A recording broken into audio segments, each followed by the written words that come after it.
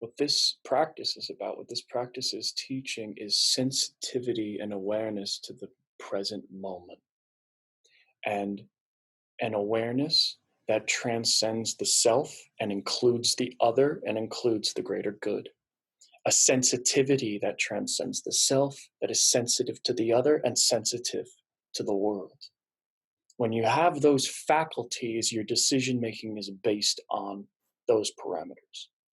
Most individuals cannot feel past themselves and are not aware of anything but themselves. And oftentimes what they feel and what they're aware of is just their reactivity. They don't even have faculty beyond the reactive functions of the body mind. So when most people navigate these terrains, they're doing it with not a lot of good information. It's just, that'll get me high, that'll get me off, that'll get me rich, that'll get me famous, and so on. That's the decision making. It's high chasing, more or less, and avoiding discomfort. When we start to practice, as you have, we become aware of our own self and reactivity and our own emotions and all of that in the midst of all of this. And we might be with an intimate partner. We might be with an intimate partner who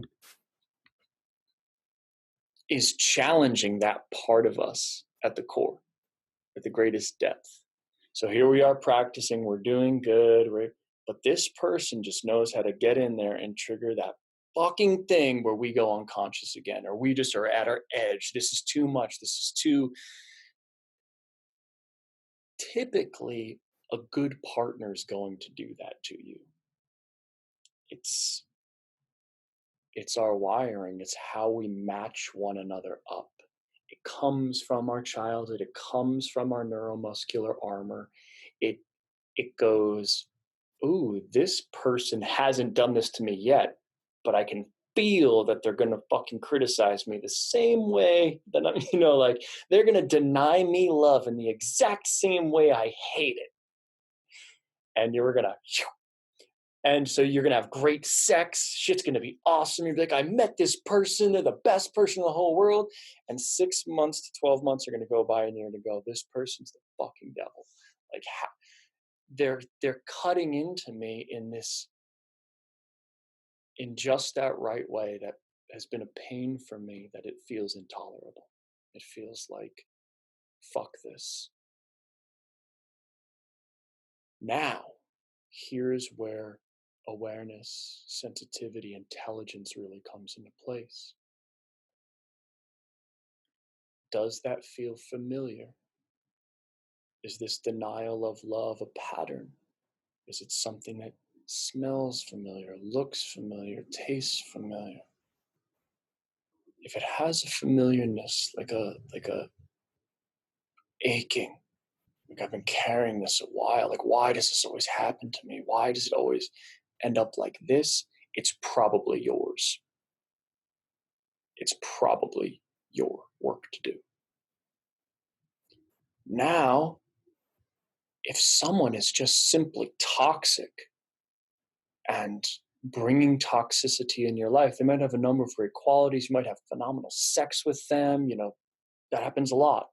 Where you have phenomenal sex, but everywhere else is just, there's dysfunction. There's no function inside of this whatsoever. This is not healthy. There's no room it's not constructive what's happening here. It's not serving me. It's not serving you. It's not serving the greater good. And of course, in that case, this has got to stop. This has got to not continue. So that comes with discernment.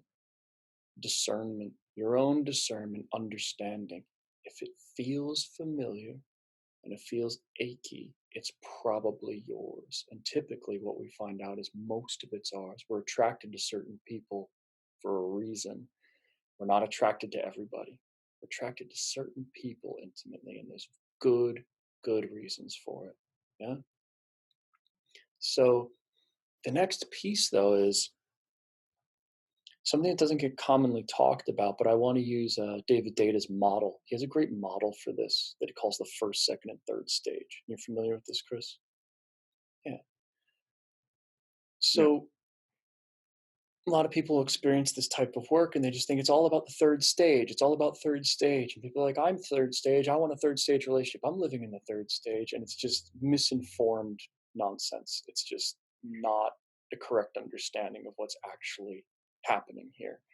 Um, Third stage is an orientation towards relationship where you are able to give your love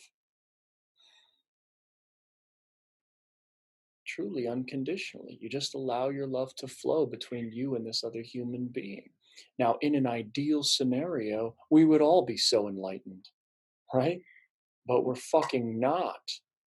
It's, we're not. And you can be harmed for doing that to the wrong people. Jesus lived what, 30 some odd years doing that to people, and he was crucified for it. You might not be physically crucified for it, but people get energetically crucified all of the time for giving their love too freely with no discernment. You will be crucified in that process. What if not physically, then psychologically, emotionally. Death threats to these types of people happen all the time, all the time. So, in a conventional setting in our lives here, if we're not choosing the enlightened saint sage path where we're just going to love everyone unconditionally like that, there's parameters that need to be in place. The first stage takes care of all of your self needs. I need to eat. I need to shit. I need money. I need a roof over my head. I need to be warm. I need to sleep a certain number of hours every night, so forth. First stage. Second stage is I've got some needs here, and these needs need to be met such that this is a functional partnership between the two of us. We need function. That's the essence of a business contract or an agreement. That is the essence of therapy. Therapy is largely based on a second stage model. It's about this is what I need, this is what I feel, this is what would need to change in the future. Okay, I understand. This is what I need, this is what I, so forth. And you guys come to an agreement and you say, I respect you, I see you, I agree to this, let's hold these conditions. Okay, good. Second stage, it's completely depolarizing.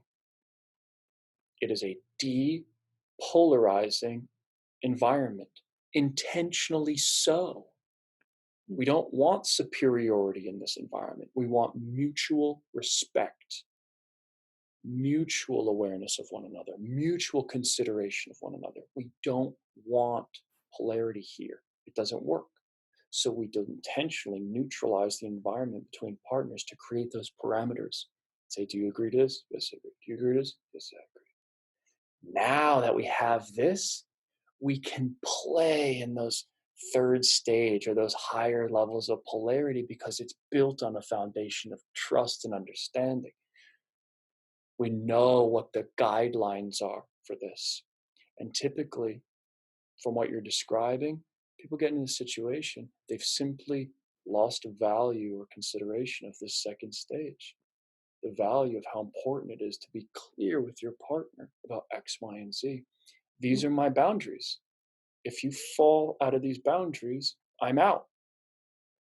And then you have your boundaries, they fall out of the boundary, and you go, you fell out of the boundary. That fucking hurt. It kills me. I really love you. I want this to work. So I really need you to make the adjustment, not fall out of this boundary. And you go, okay, I won't do it another time. Okay, perfect. Here's my boundary. They fall out of the boundary. They fall out of the boundary. They fall out of the boundary. And you just go, you know what? This is toxic. I told you what I needed. This is not it. This is obviously something you can't do, you're not committed to, and I'm moving on. Now, one last qualifier on that. If your business contract, if your parameters, your second stage parameters are about keeping you safe, if it's selfish, if it's all about satisfying how you want relationship to look with no consideration of the other, with no interest in overcoming your own wounds and your own traumas and your old stories of unlove. If it's built with no interest in that, it's just patriarchal. It's just dominating. It's just disgusting. You might as well just hire a woman at that point. So these parameters you built are in consideration. You're feeling and aware of self. You're feeling and aware of her. You're feeling and aware of the greater good and all the people it's going to impact. And you make the decision based on there.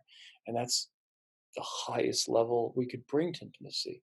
And if it still doesn't work after this, you'll know the next move. But I would recommend these are all of the things you must first consider to intelligently make that decision.